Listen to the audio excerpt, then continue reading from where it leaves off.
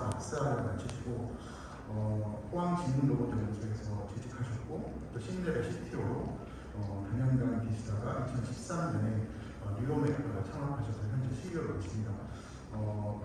아무래도 이제 기업에서 오셨고 우리나라 협동로봇 기술을 대표하는 회사의 CEO로서 로봇 기술의 실제적 경영에 대해서 들려주실 것으로 기대합니다. 박 대표님 감상하고 계실 때 큰 박수 부탁드리겠습니다.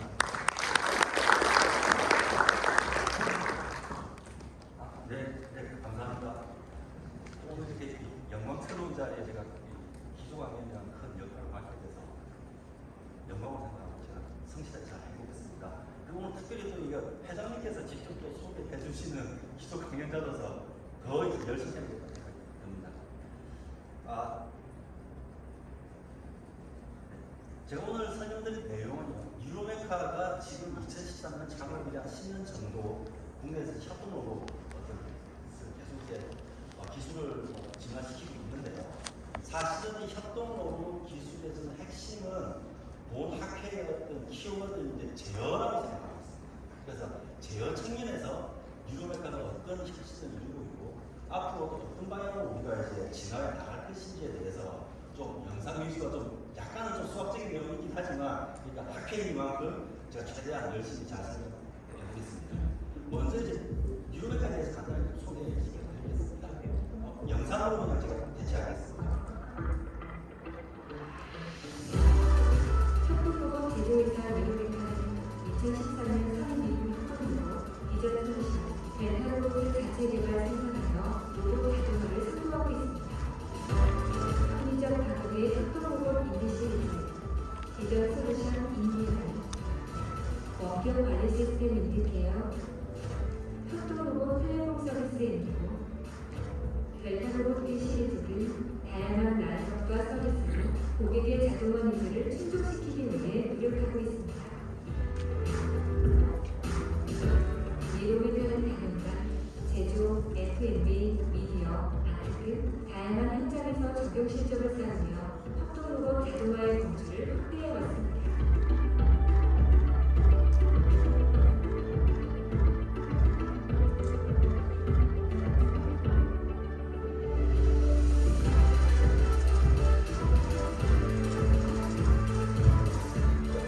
서울 성수동에 위치한 본사와 대전 생산 및 R&D 센터, 포항지사를 근거로 전국의 협동로봇 보급과 교육, 사업 관리를 실시하고 있고 중국과 베트남의 지사를 수립, 아시아 시장의 전개를 확대해 나가고 있습니다. 자체적인 협동로봇 연구 개발과 더불어 로봇 전문가 인디피디를 통해 최적의 엑사일 솔루션과 협동로봇 교육도 제공하고 있습니다.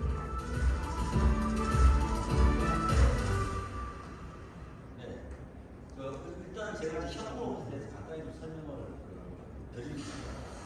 협동로봇은 쉽게 설명드리면 안전 펜스 없이 쉽게 설치하고 사용자에게 쉽게 프로그래밍할 수 있는 산업 로봇입니다. 현재 협동로봇은요, 기존의 산업 로봇들이 좀 제휴가 제조공들이라든지 다양한 F&B 서비스죠. 그리고 웹 오토메이션을 받는 비제도 공들이 많이 쓰이고 있습니다. 지금 보시면 특징은 보통 산업 로봇이 설치가 되는 필요한 안전 펜스가 없이 사람 옆에서 작업을 할 수 있음으로 인해서 중소제조기업에서 로봇 자동화를 도입하고 갈때 가장 큰 문제점이 어떤 공간이라든지 비용에 대한 문제들을 해결할 수 있습니다.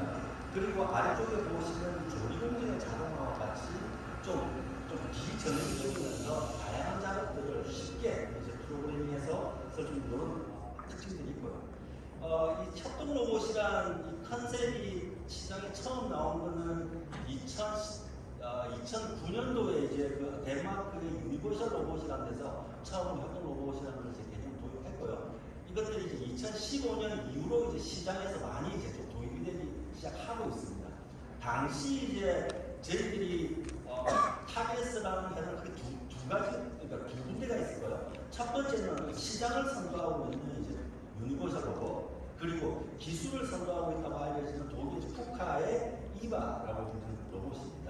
이 로봇들이 다른 상용 로봇들에 비해서 가장 큰 이제 있는 차이점은 우리가 로봇을 프로그래밍을 좀 쉽게 할 수 있는 교시 기능이 있고요. 충돌을 감지해서 안전하게 하는 안전 기능이 있습니다.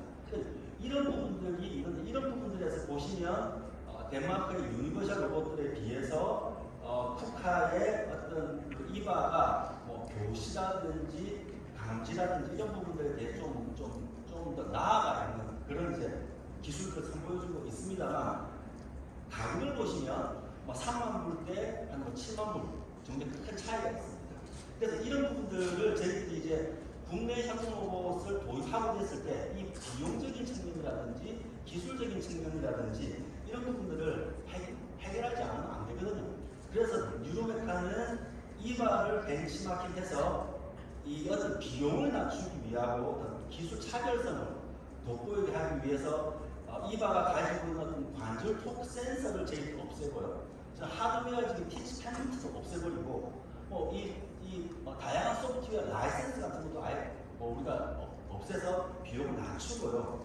유지 보수나 자동화 SI라든지 이런 부분들을 좀 더 쉽게 할 수 있게 하고 좀 기술적으로 더 진보된 성능을 보여주기 위해서 이바가 채용하고 있는 컴플라이언스 제어를 넘어서는 임피던스 제어라든지 다양한 충돌을 감지하기 위해서 센서를 없애는 이런 방법이라든지 이런 방법들을 이용해서 저희는 이제 이바를 능가하는 어떤 기술을 가지고 UR보다 훨씬 더 저렴한 가격으로 처음 시작했습니다. 그래서 보시면은 특히 이제 교시나 감지나 안전 기능들에서 뉴로메카가 월등히 좀 앞선 부분들을 보여주고 있고 이런 부분들의 핵심이 이제 저는 무엇이라고 생각하냐면 사실은 이제 로봇 제어 알고리즘이 있습니다.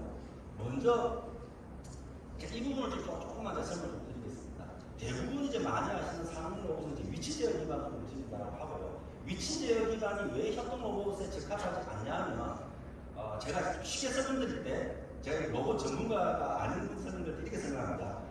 위치 제어를 하고 있는 로봇은요, 사람으로 치면 이 사람의 팔을 로봇이라고 할게요. 여기에 온 힘을 꽉 주고 있는 상태입니다. 제가 힘을 꽉 주고 있으니까 우리들이 뭐 밀거나 뭐 어떤 짓을 하더라도 이 로봇이 움직이지 않거든요. 그리고 움직일 때는 힘을 꽉 주고 움직이다 보니까 충돌을 하더라도 충돌에 어떤 구애받지 않고 이렇게 밀고 나가는 것들이거든요. 그래서 이런 기술을 가지고 협동 로봇을 만들면 굉장히 힘든데 왜 이렇게 상공 로봇의 위치제어를 많이 쓰느냐면 제어 알고리즘이 굉장히 쉽습니다. 모든 제어 문제를 이제 모터, 서버, 드라이브라면서 아까 제가 말씀드린 것처럼 힘을 꽉 주고 있다 보니까 굉장히 이런 일들은 잘하는데 협동 로봇 같은 경우는 좀 힘들거든요. 그런데 아주 이제 간단한 알고리즘이지만 전류 제어 기반을 하게 되면 이거 제가 예전에 했던 영상을 하셨는데 이 전류 제어를 하고 있는 팔은 어떤 상태냐면요. 사람이 딱 필요한 정도의 힘만 딱 이렇게 넣고 있습니다. 그러면은 우리가 이 힘에다가 넘치는 힘을 하면 팔이 밀리죠. 이 움직일 때도 우리가 딱 그만큼의 힘만으로 움직이다 보니까 충돌을 하더라도 자기가 멈춥니다. 이런 이제 기능이 저는 협동 로봇의 핵심이라고 생각을 했을 거예요. 사실은 제일 정확한 그 알고리즘의 내용은 알지는 못하지만 유니버셜 로봇의 UR 같은 경우는 위치 제어 기반의 우리가 어드미턴스 제어라고 부르는데 이것들을 차용하고 생각을 하고 있고요. 그래서 뉴로메카는 우리는 전류 제어 기반으로 가야겠다. 그런데 전류 제어 기반의 토크 제어가 힘든 이유는 이 시스템에 들어오는 모든 언설턴티라든지 디스터번스가 굉장히 많거든요. 이런 부분들을 어떻게 해결할 것인가가 굉장히 힘들고요. 또 그 다음에 더 큰 문제는 연구실 레벨에서는 저는 전류 제어 이런 제어를 많이 구현할 수 있습니다. 그런데 이런 전류 제어가 되는 로봇을 양산을 하려고 하다 보면 시스템마다 각각 차이가 나는 어떤 불확정 언설턴티라든지 이런 부분들을 일일이 어떻게 핸들링해서 양산할 수 없거든요. 이 부분을 해결하는 게 굉장히 핵심이고요. 그래서 뉴로메카는 사실은 이제 그런 부분들 많이 해결했고요. 그런데 이 위치 제어 기반에서 협동 로봇을 구현하려고 할 때 초창기에는 어드미턴스 제어라고 부르는 방법을 많이 썼습니다. 즉 우리들이 힘을 맞추고 있지만요, 사람이 힘을 주면 그 힘을 센서로 측정을 해서 힘이 주어지는 방향으로 위치 명령을 이제 업데이트하는 아주 단순한 어드미턴스 제어 같은 것들을 많이 활용을 하면 이제 이런 식으로 움직이거든요. 지금 이게 이제 그 슬로우 비디오가 아니고 실제로 이제 어드미턴스 제어는 굉장히 빠르게 움직이기가 힘듭니다. 근데 반면에 전류 제어 기반의 어드미턴스 제어는 아까 제가 말씀드린 것 같이 굉장히 반응성이라든지 이런 부분들에 있어서 굉장히 월등하게 움직이고, 그래서 이 여기에서 이제 협동 로봇의 어떤 큰 이제 그림이 그리라고 생각을 하고 있습니다. 그래서 유로메카에서 이런 것들을 구현하기 위해서 어떤 기술을 쓰고 있는지 좀 설명을 좀 드리겠습니다. 먼저 이제 유로메카에서 인기라고 불리는데요. 모든 협동 로봇은 하는 로봇이다 보니까 이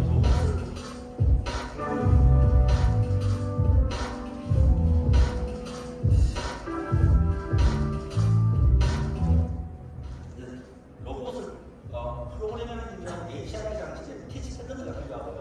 유로메카는 티치 패턴을 안드로이드 앱으로 만들어서 비용을 없앴습니다. 안드로이드 앱에 구현되어 있는 이제 그 유저 인터페이스를 통해서요, 자동화, 시퀀서, 로직들을 프로그래밍하고, 로봇 프로그래밍할 때 협동 로봇은 이제 직접 교시라고 해서 로봇 파일이 움직여서 위치를 알려줍니다. 맞아, 이렇게 움직여서 이 점을 기억시키고, 이 점을 기억시키고, 이 점을 기억시키고, 그리고 이렇게 그 기억된 이제 경로점들을 아까 로직에 맞추어서 실행할 때 충돌이 발생하는 경우에 로봇이 안전하게 멈춥니다. 그러니까 대부분의 협동 로봇은 UI, UX, 직접 교시, 충돌 관리가 가장 핵심 기능이고요. 이런 기술들을 어떤 식으로 구현한가가 이제 원가라든지 성능을 결정하는 주요한 원인인데, 유로메카는 이 모든 거에 들어가는 어떤 센스라든지 이런 부분들을 다 쓰지 않고 제어 알고리즘과 소프트웨어만 로직으로 기능을 구현을 해서 원가를 대폭 낮추고 성능을 높이는 이런 전략을 취했습니다. 이게 왜 이제 쉽지 않은가에 대해 조금 이제 설명을 드리면, 사실은 모든 로봇들은 우리들이 모르는 것들이 항상 있습니다. 뭐 굉장히 이제 이 시스템에 들어가면 불확실성이나 노이즈가 많고요. 그리고 센스들도 많이 부족하거든요. 우리가 보통 많이 알고 있는 저는 운동 방정식이 있지만, 저 운동 방정식에서 모르는 것들이 굉장히 있습니다. 크게 이 시스템의 어떤 다이나믹 파라미터에 대해서 모르고요. 이런 다이나믹 파라미터에 대한 언설턴티가 발생시키는 가장 큰 문제가 이 시스템을 빠른 유한 시간 내에 발산시킬 수 있다는 문제거든요. 기본적으로 이제 이게 리카티 디퍼런셜 이케이션이어서 2차성에 의해서 파이나이트 타임에 시스템이 발산합니다. 이 언설턴티를 적절하게 해결하지 않으면. 그리고 그게 우리들이 가장 또 나쁜 거는 마찰력이라는 게 있는데요. 이 마찰력을 어떤 식으로 하느냐. 마찰력은 있잖아요. 우리가 마찰력 그 자체는 굉장히 패시브해서 시스템을 절대 발산시키지 않지만, 우리들 마찰력을 어떤 식으로 보상하느냐에 따라서 잘못하게 되면 시스템을 발산시킨다든지 이런 문제들이 있거든요. 그리고 이제 이 협동력 같은 경우는 외부와의 충돌이나 이 어떤 이런 것들 굉장히 인터랙션이 많다 보니까 이런 부분들을 측정하기 위한 센스가 필요한데, 유로메카는 저 센스를 도대체 어떻게 없앨 것인가.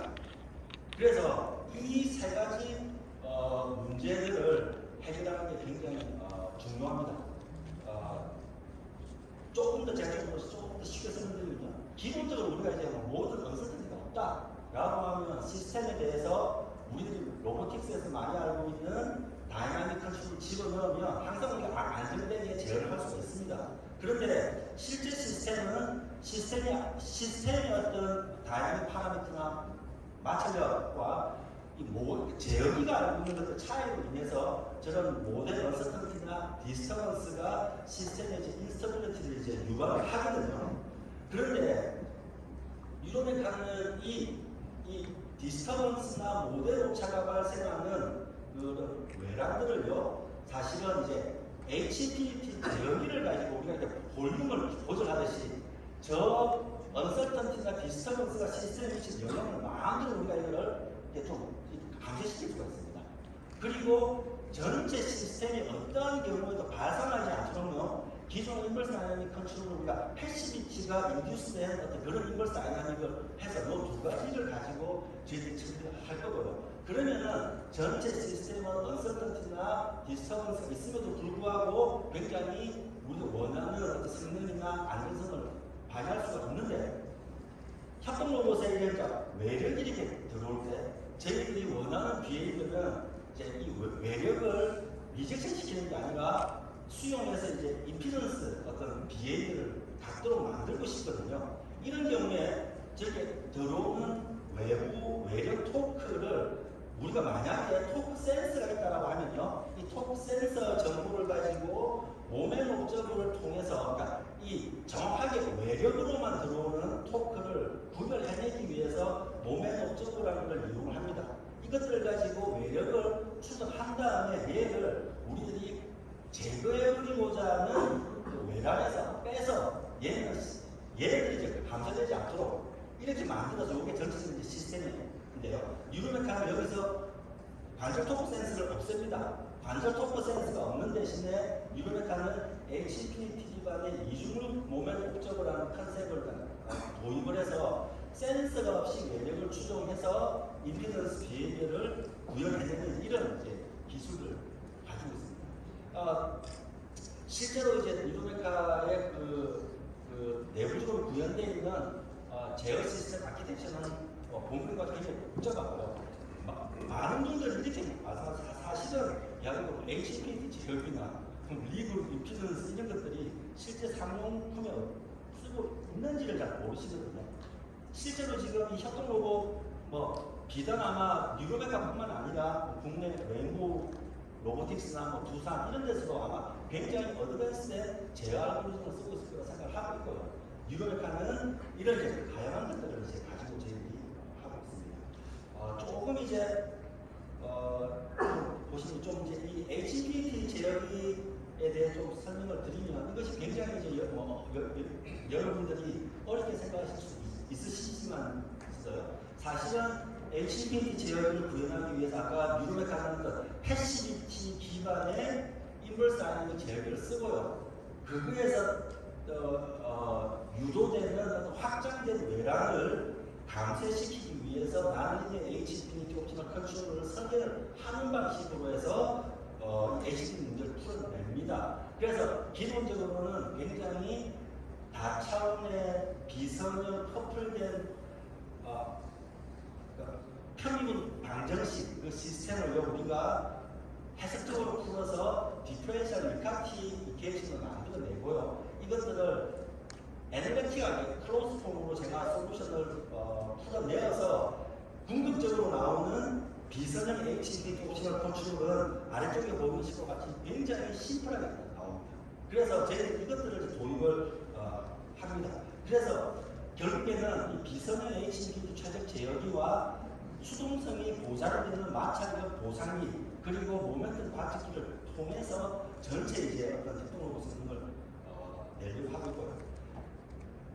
또 한 가지 이제 약간 좀 이제 저희들이 이루는 핵심 기술은 센서 없이 우리가 이제 외력 부분만을 정확하게 추출해내는 것입니다. 왜냐하면은 시스템에는 모델 언서턴티도 제어 입장에서 봤을 때는 외란이고 외력도 외란이고 굉장히 외란이 많은 데서 우리가 어떻게 이 정말로 들어오는 이 관절 토크만 최대한 근사하게 추출해낼 것이냐 힘들거든요. 이 부분을 위해서 뉴로메카는 이제 기본적으로 이중룹 방식이라고 부르는데요. 기본적으로 HPT 제어기가 모델 언서턴티를 제어시키고 나머지 남은 부분들에서 마찰력을 보상을 하고 외력을 몸의 목적으로 해서 추정을 하고요.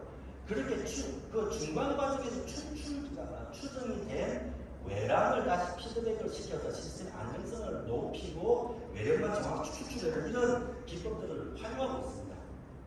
그래서 실제로 이제 그 센서 없이 우리가 이제 외력을 추정하는 건 이런 어떤 알제브라이크한 방법으로는 굉장히 힘들고요. 이런 부분들을 없애기 위해서 옵저버를 이용을 하는데요. 이 옵저버 자체는 이미 이제 오래전부터 이런 만들어져 있습니다. 이 부분을 모델 언서턴티가 있을 때 굉장히 이제 그리고 마찰력이 있을 때 이걸 정확히 힘든데요. 이 부분을 뉴로메카는 이제 풀어낸 알고리즘을 개발했고요. 특히 이 모멘 옵저버에 보시면은 토리올 매트릭스의 엑스플리시트한 형태가 필요하거든요. 이 부분들은 연산이라든지 이런 양들이 많은데 이런 부분들에 대해서도 알고리즘을 개발을 했습니다. 그래서 유로메카는 H1B 최적 제어기가 모델을 어떻게든 좀 없애주고 아까 마찰력을 보상을 해내서 외력을 좀 최대한 잘 추적해내는 이런 것들을 활용을 해서 우리들이 이제 이 외력을 센서 없이 정확하게 좀 추정해내는 그런 기술을 가지고 있고, 또 하나 이제 굉장히 중요한 기술은 마찰력을 보상하는 문제입니다. 마찰력이 휴먼로봇 인터랙션이라든지 협동로봇에 굉장히 안 좋은 영향을 많이 미칩니다. 제어성도 마찬가지지만. 그래서 뉴로메카는 이 마찰력 보상을 직접 교시와 제어를 할 때 두 가지 다른 방식으로 적용을 하고 있고요. 기본적으로 우리는 마찰력을 어떤 식으로 보상하더라도 시스템의 패시비티를 이렇게 흐트러뜨리지 않는 방향으로 우리가 이제 그렇게 합니다. 그래서 그런 패시비티가 보장이 되는 마찰력 모델을 루거 모델의 기반에 조금 더 개선해서 만들었고요. 특히 또 실제로 마찰력 보상을 해보시면 이 하모닉 드라이브들의 온도라든지 하중에 따라서 마찰 굉장히 달라집니다. 이런 부분들을 다 일일이 좀 이렇게 나누어서 아이디를 통해서 마찰력을 보상하는 기법을 개발을 했습니다. 실제 보시면 당연히 이제 제어 성능은 좋아질 테고요. 지금 12kg짜리 하중에 인디 12를 보시면 마찰 보상을 하기 전에는 직접 교시를 하기가 그렇게 좀 만만하지가 않습니다. 그렇지만 마찰력 보상을 통해서 센서 없더라도 굉장히 유연하게 하실 수 있고요. 또 그 다음에 이 충돌 감지가 문제가 아까 제가 말씀드린 바와 같이 외력을 추정할 때 마찰력과 외력을 구분을 하지 못하거든요. 그래서 이 부분을 하기 위해서 마찰력이 보상이 안 되면 사실 이제 보시면 실제 충돌이 아닌데 충돌이라고 감지해서 로봇이 잠깐 멈춥니다. 근데 실제로 이제 이 마찰력을 보상을 하게 되면 이제 마찰력에 의한 영향들은 제거되어서 실제 충돌만 예민하게 하는 이런 부분이 있어서 실제 이 마찰력 보상이라는 게 굉장히 중요합니다. 그런데 만약에 우리가 있잖아요. 그 관절 토크 센서를 이용을 하게 되면 마찰력을 보상하는 모멘트 입점가 있거든요. 굉장히 잘 알려져 있어요. 그래서 이것들을 쓰게 되면 이 부분이 이제 없어져도 됩니다만 유료백화는 비용이라든지 이런 측면들 때문에 또 한 가지 또 중요한 사항은 실제 이 마찰력이 시스템마다 다 다릅니다. 양산 과정에서 이 시스템마다 다 다른 마찰력을 어떤 식으로 아이디어할 것인가 중요한데요. 유료백화는 이제 이 협동 로봇 그 제조 과정에서 약 한 48시간 에이징 과정이 있거든요. 에이징 과정을 반복하면서 마찰력에 대한 인수들을 추출해야 되는 그런 알고리즘이 이제 들어가 있어요. 그래서 그 알고리즘을 통해서 자동적으로 마찰력을 추정하고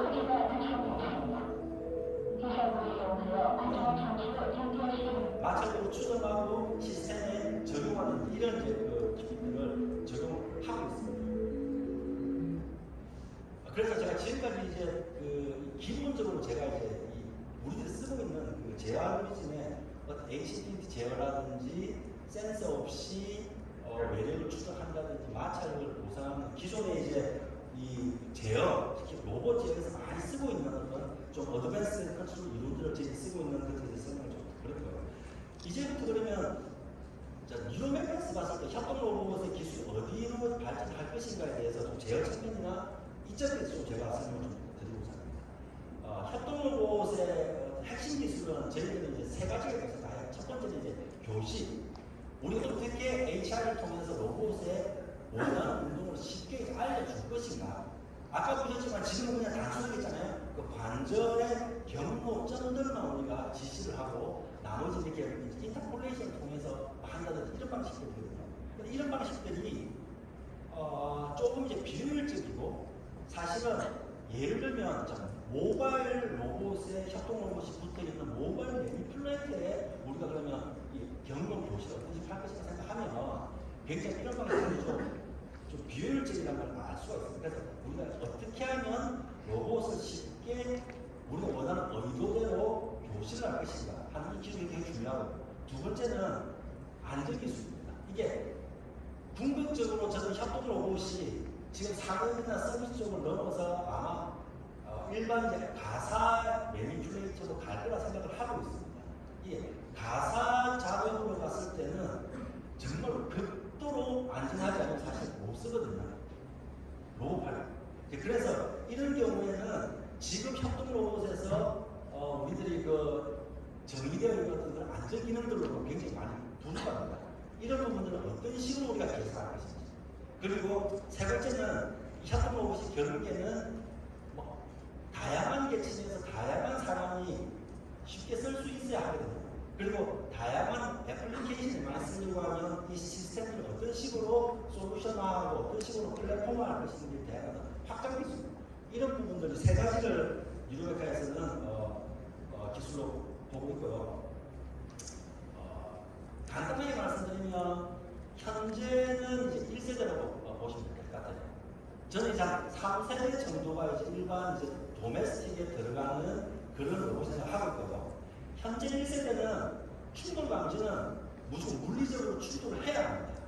충돌을 하면 그 충돌 여부를 어떤 방식으로 감지를 해서, 그리고 이게 충돌인지 아닌지는 어떤 임계치를 두고 딱 판단하는 거야. 충돌이다 멈추고 뭐 이런 식으로 하는 걸로 보고 있고요. 근데 저는 이게 2세대로 갔을 때는 충돌을 하면 안 된다고 생각합니다. 충돌을 미리 예측을 하고, 그리고 충돌 위험도에 따라서 충돌의 그 로봇의 경로를 실시간으로 변경해서 결코 충돌하지 않는, 극단적으로 충돌할 수밖에 없는 상황이라도 극단적으로 안전한 부위에 충돌할 수 있는 그런 기술들이 나와야만 저는 이게 일반 가사적으로 가르치를 하고 있고요.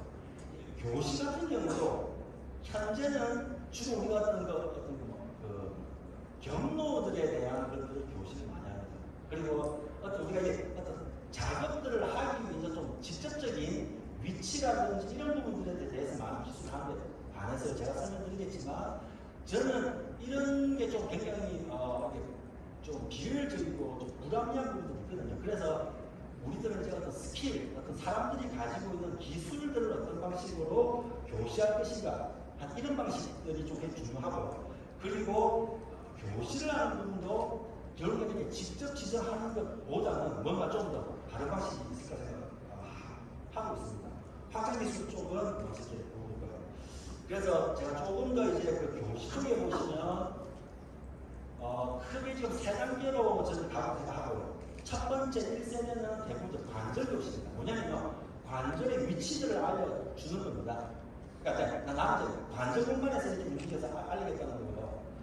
두 번째는 이제 작업 공간에서 교시를 하는 거예요. 그러니까 작업 공간에 축별로 이동한다든지, 그러니까 X 방향으로 이동한다거나 Y 방향 해서 이렇게 작업 공간에서 이동하거나, 아니면 작업 공간에 놓인 대상물을 기준으로 하겠다, 이런 부분들을 우리가 하고 있고요. 요게 좀 더 넘어가면 기술을 알려주고, 기술이 뭔지에 대한 좀 더 설명드리겠습니다. 그리고 그것에 따라서 경로도 관절 공간을 경로하든지 아니면 작업의 위치를 이제 하는데, 지금 현재 1.5세 정도의 협동로봇이 와 있고요. 좀 더 나가서는 우리가 옵티멀한 트러젝토리를 자동적으로 생성하고 실시간으로 궤적을 변경하는 이런 방식이었던 이 2세대 정도가 나와야 좀 더 원활한 그게 저는 생각하고 있습니다. 궁극적으로 아마 우리들이 모르겠지만 런바이 데몬스트레이션과 같은 지금 움직이는 것들을 보고 판단을 해서 이제 가는 그런 부분들이고요. 1세대, 1.5세대, 2세대를 조금 말로 쉽게 설명하면요, 1세대는 그냥 있잖아요, 기존의 협동로봇처럼 관절을 움직여서 관절 경험점을 알려줘. 1.5세대는요, 작업 공간에서 축별로 이렇게 이동을 하거나 비전 센스를 보고 직접 교시를 하지 않더라도 위치를 알아내서 하거든요.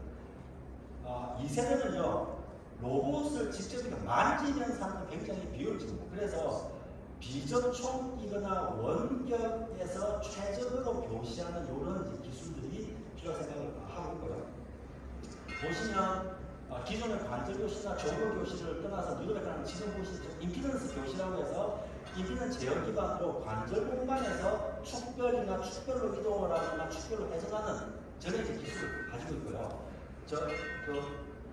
상단 우측에 있는 것들은 이 비전 센스를 이용해서 이 경로점을 비전으로 인식을 해서 그렇게 이동을 하는 영상 교시. 저 하단에 있는 저것도 우리가 이제 기술 교시라고 부르는데요. 이거는 경로 위치로 정의되는 게 아니고요. 속도, 가속도, 힘, 이런 기술들을 로봇에 어떤 식으로 이제 그 교시를 할 것인지입니다. 지금 이제 그리고 이쪽은 이제 굉장히 이동 매니플레이터와 같은 경우에는 사람이 직접 교시하기 힘드니까요. 시뮬레이터 공간에서 옵티멀 디지털 플레이팅 하는 부분들이 이제 필요해서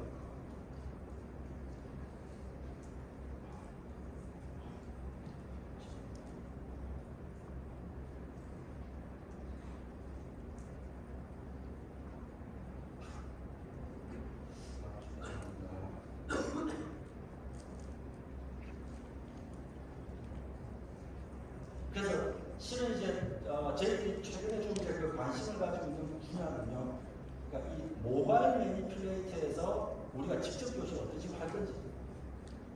이게 사실 굉장히 쉬운 문제이지만 이게 굉장히 여러 가지 그 어프로치가 가능하거든요. 그래서 이동하는 협동 로봇이 있을 때 이 부분을 어떤 식으로 교시를 할 것인지에 대한 문제들이 지금 제가 생각하고 있듯이 이제 그런 문제들입니다. 그래서 이제 그 임피던스 제어 같은 경우는 제가 이거 좀 빠르게 넘어가겠습니다. 그래서 이런 임피던스 제어 기법을 이용해서 하고 있고요. 그래서 임피던스 제어를 통하게 되면 저렇게 위치 공간에서 움직인다든지 회전만 시킨다든지 일반적인 저런 임피던스 작업이 가능하고요. 이거는 보시면요. 제가 이제 로봇 자체를 XY 면에서만 움직일 수 있도록 만들어 둔 거고요. 놀라운 거는 지금 이게 HPP가 임피던스 제어가 돌아가고 있는 건데요. 보시면은 이 상황에서 전혀 센서 같은 게 없더라고요. 보시면 어떤 언노운 이 디스터번스가 관절 중간에 가해지더라도 시스템은 전혀 영향을 받지 않고 우리가 원하는 비행을 구현해냅니다. 그래서 이런 부분들이 굉장히 이제 우수한 기술 생각을 하고 있고, 그래서 이게 그러니까 센서가 없더라도 우리가 사실 다 제어적으로 할 수 있다는 것들입니다. 그리고 이제 영상 교시 같은 부분들도 지금 넘어가겠습니다. 시간상. 그리고 이게 굉장히 중요합니다. 저희들이 그러면 로봇을 이제 손을 만져서 직접 교시하는 게 아니고요. 이 손을 만져서 하게 되면 굉장히 동적인 운동을 기술할 수가 없거든요.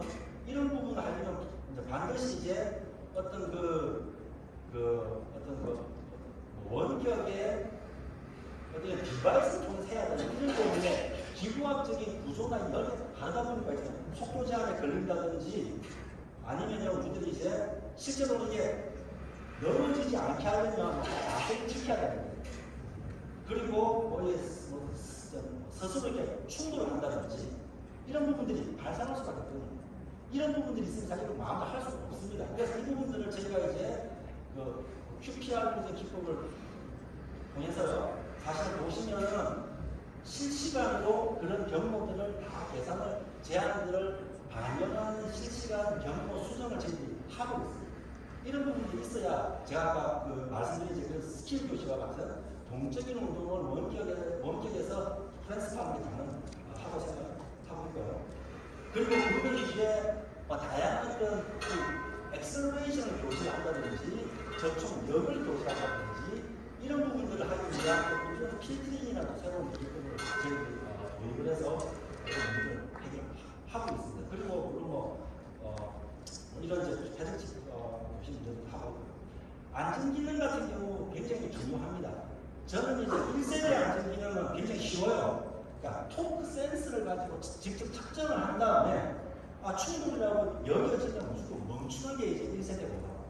저희들이 생각하는 1.5세대는 센서 없이 충돌을 측정을 하고 그리고 충돌인지 아닌지를 학습을 통해서 판단을 하는 겁니다. 그러면 보다 더 정밀하고 좀 신속한 이 충돌 관계 가능하거든요.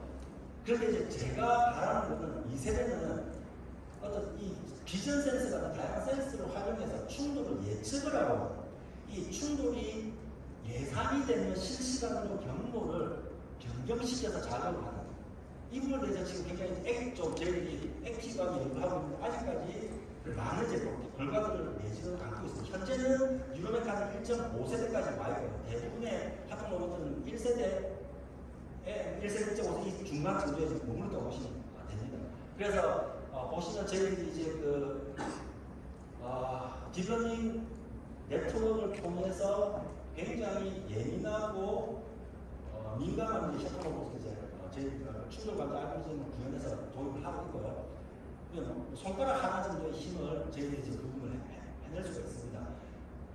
그래서 이런 부분들에 대해서도 저희들이 많은 연구들을 해오고 있고요. 실제 좀 재밌는 부분은 저희들이 이제 그 모멘 옵저버 기반으로, 그러니까 통상적인 임계치 기반으로 했을 때 저희들이 충돌 감지제라는 어떤 시간, 실제 충돌이 발생했을 때 이 모멘 옵저버는 한 50ms 정도, 50 마이크로세컨드 정도에서 50ms 정도 딜레이가 있어야 충돌 감지를 하는데 반해서 이 시험방을 통해서 했을 때는 그냥 절반 정도 민감하게 반응을 하고, 그리고 우리가 그러면 극단적으로 민감하게 반응하기 위해서 임계치를 낮추게 되면요, 그 기존의 방식을 이렇게 이제 오타를 합니다. 실제 충돌이 아닌데 충돌이라고 자기 반응을 하는 거죠. 그런데 이제 이 실험을 통해서 했을 때는 굉장히 민감하게 잘 하고 있다. 그리고 또 중요한 것들 하나가 이 충돌 실험망의 시계를 학습하는 것들이 학습 시간이 많이 필요하거든요.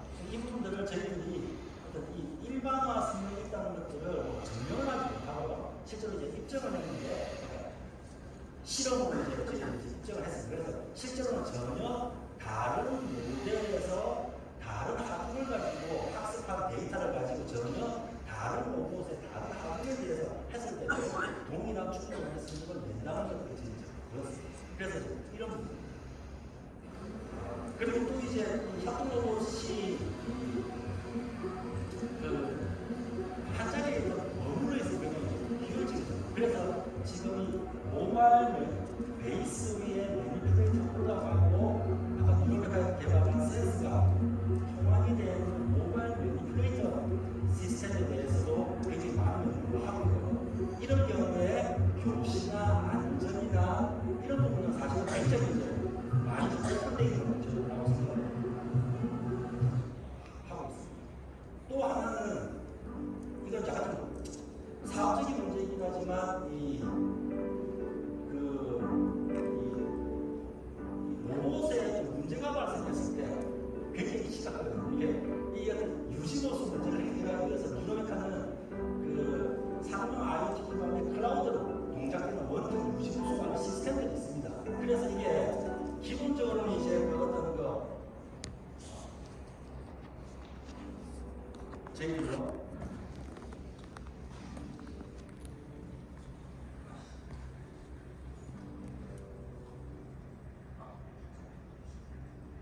기본적으로 이제 그 웹캠을 이용해서 영상 신호를 블랙박스와 같이 취득을 하고, 그러니까 또 중요한 거는 원격지에 있는 로봇을 그래서 본사에 있는 직원이 우리가 티치 컨텐츠로 접근을 해서 프로그래밍을 할 수 있는 기능이 있습니다.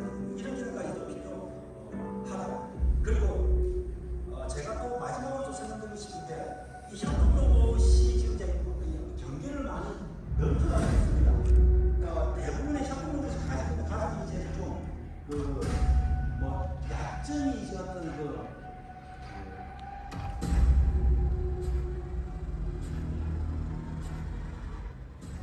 약점이 어떤 스피드거든요. 근데 유로메카 그래서 그러면 우리가 기존의 산업용 로봇을 협동 로봇의 제어기와 제어 알고리즘을 붙여서 협동 로봇을 하자. 그래서 기존의 산업용 로봇이지만 직접 교신 충돌을 하든지 아까 제가 말씀드린 제하고 그대로 들어가면 협동 로봇가 잘 움직입니다. 이 경우에는 이제 이 로봇이 굉장히 이제 빠르게 산업용 로봇과 같은 스피드로 작업을 하다가 충돌이 예상이 되거나 감지가 되면 속도를 멈추는 일 이런 방식의 어떤 그 방식을 도입을 했고요. 그래서 저희들이 이제 새로운 이제 아이폰이라고 이제 새로운 라인업을 출시했습니다.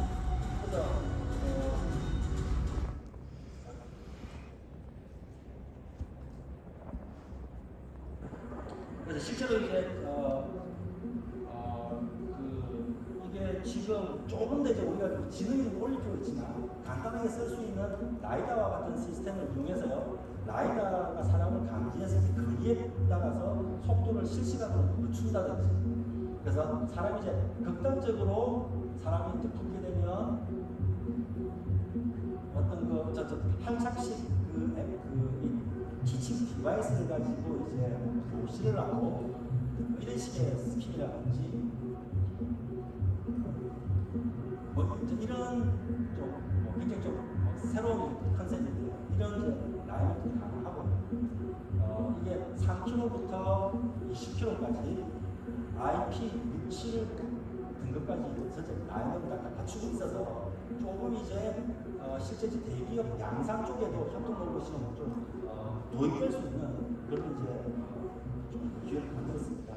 그리고 마지막으로 이제 이게 유로메카에서는 이게 개발 쪽에 생태계를 만드는 방식이 많습니다. 그래서 우리 어떤 회사들보다도 이 유로메카 쪽을 가지고 알고리즘을 구현할 수 있는 SDK라든지 API 이런 부분이 많거든요. 그래서 이런 부분을 활용해서 어떤 싱글레리티의 로버스트한 부분이 재활용을 개발한다든가 이런 다양한 애플리케이션을 쓸 수가 있거든요. 현재 또한 24군데 정도의 학교에서 저희 SDK를 가지고 재활용을 개발하고 있습니다.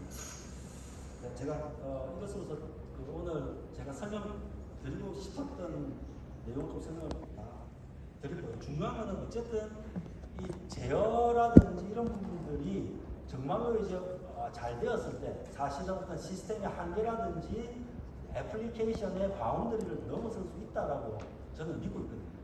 그래서 오늘 이 학회에 참석하신 모든 연구자분들이 하시는 것들이 실제 지금 쓰이고 있는 이제 이 협동 로봇에도 아주 막 액티브하게 활용되고 있다는 것들을 저는 알려드리는 게 굉장히 큰 의미를 생각합니다. 네, 감사합니다. 실질적인 응용에 대해서 흥미로운 강연 감사드립니다. 잠깐만 혹시 플로어에서 한두 개 간단한 질문 있으시면 대표님께 말씀을 좀 들어볼 수 있을 것 같습니다. 그 토크 외란을 관측하기 위해서는 사실은 직접 구동 방식 외에 간접 감속기 같은 것이 사실 측정이 굉장히 어려울 거로 저는 네. 예상이 되는데 그 문제는 어떻게 해결하셨습니까? 네. 그러니까 기본적으로 일단 센서 없이 충돌을 감지하거나 직접 교체를 하려면 하드웨어적인 가장 리미트는요. 감속기가 이제 역구동 가능해야 됩니다. 백드라이브를 해서 우리들이 이렇게 힘을 줬을 때 움직일 수가 있는 상태가 미니멈이에요. 그래서 예를 들면 뭐 굉장히 이제 감속기가 크다거나 마찰력이 커서 우리가 밀 수 없는 경우는 그걸 알 수가 없고요. 그래서 그런 지금 현재 협동 로봇들은 유로메카 이제 12kg까지가 1.3kW에 이제 모터까지 쓰고 있는데 여기까지는 이제 하급 드라이브를 사용하고 있어서 그런 문제들은 크게 없습니다. 그런데 더 나아가서 이제 사이클로이드라든지 좀 큰 경우에는 저희들이 어떤 식으로 그걸 할 것인지, 센스를 붙이든지 안 붙이든지 그런 충돌을 구별해내는 그런 알고리즘도 연구가 필요합니다.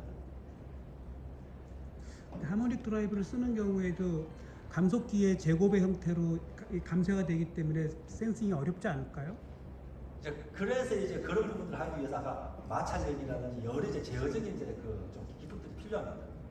그래서 아직 어쨌든 그런 부분들 실제로 아마 연구하시는 분들도 많이 이제 하실 텐데 조금 더 그런 부분에 포커스를 맞추셔서 더 좋은 알고리즘 만들어 내시면 산업계에서 바로 이것도 쓸 수 있거든요. 질문 하나 정도는 더 받을 수 있을 것 같습니다. 질문 있으시면 손을 들어서 표해 주시면 마이크를 드리도록 하겠습니다. 예. 네, 그냥 말씀. 네, 발표 잘 들었습니다, 대표님. 영남대표 이찬인데요. 저도 비슷한 연구를 실험실 레벨에서 되게 많이 했고, 그 현장으로 가져오시는데 되게 고생을 많이 하신 것 같고 저도 뭐 비슷한 경험도 있고 해서 마찰을 어쨌든 잘 모델해야지 모멘텀 관측을 하든 보상을 하든 할 텐데 이게 또 그러니까 에이징을 하시기는 하시지만 구동 시간이라든지 그날 또 온도라든지 습도 그다음에 부하량에 따라서 되게 어려울 것 같은데 그 대역이랑 그 사이에서 딜을 하기 위해서 어느 점을 선택하셨을지 되게 어려웠을 것 같은데 그거를 극복하시는 방법을 좀 여쭙고 싶습니다. 그러니까 그 실제로 이제 그 굉장히 이제 정확하세요. 이게 그 에이징이라는 게 굉장히 중요하고요. 에이징을 거치면서 마찰력이 보상되는 게 어느 정도 이제 좀 스테이블해집니다. 실제로 뉴로메카에서는 우리가 이제 액추에이터를 만들거든요. 스마트 액추에이터를 만들어서 액추에이터를 일단 48시간 동안 에이징을 합니다. 에이징을 시키다 보면요, 그런 우리가 에이징이 완료되었구나 하는 그 시점을 알 수가 있습니다. 이거는 제가 여기서 설명을 드릴 수는 없지만 예를 들면 어떤 그 전류의 패턴이라든지 특히 온도 같은 부분들, 왜냐면 열이 굉장히 많이 발생하거든요. 이런 부분들에서 우리가 에이징이 끝났구나를 판단하게 됩니다. 그리고 나서 또 로봇에 조립을 한 다음에 우리가 48시간 에이징합니다. 그러니까 이게 정말로 48시간이 필요한가 이거에 대해서 조금 더 많은 연구를 해야 되고요. 그렇지만 현장에 적용을 해서 활용을 하면 할수록 이게 에이징을 계속 이제 시키다 보니까 마찰력이 점점 더 좀 이렇게 감소합니다. 그래서 이런 경우에 그것들을 알아내기 위해서는 약간 좀 적응적인 방법이라든지 이런 부분들이 필요하고요. 현재 솔직하게 말씀드리면 그 단계까지 아직까지 뭐 적용은 안 되어 있습니다. 그러니까 저희는 마찰력 보상이 궁극적으로 아주 그러니까 마찰력을 100% 보상하는데 목표를 두고 있지 않고요. 한 50% 정도만 하더라도 우리가 어떤 그 직접 교시나 충돌 감지에 충분한 그러니까 그 정도에서 보상을 해서 그런 문제들이 나머지 마찰력 부분은 아까 HPT 제어기라든지 다양한 제어 알고리즘 내에서 그리고 뉴로메카 이 로봇 제어 알고리즘 굉장히 원활하게 동작하는 핵심적인 또 요인 중에 하나는 이 뉴로메카 이 제어 알고리즘과 제어기가 굉장히 최적화되어 있습니다. 지금 현재 보통 쿠카 같은 경우에도 한 1kHz 정도에서 전류 제한을 많아서 저희는 임피던스 제어를 4kHz 또는 8kHz에서 합니다. 그러니까 굉장히 이제 빠르게 하다 보니까 조금 더 이제 실제로 연구소나 여러분들 하시는 분들보다는 저희가 조금 더 원활하게 이제 얘가 조금 이제 동작을 하는 부분도 있습니다. 예, 그럼 이것으로 첫 번째 기록화면 마치도록 하겠습니다. 좋은 발표해 주신 박정훈 대표님께 큰 박수 부탁드립니다. 지도자와 교련식을 이것을 마치고요. 이제 오후 2시 10분부터 이제 일반 세션이 시작합니다. 이 자리에서는 우수 신진 연구자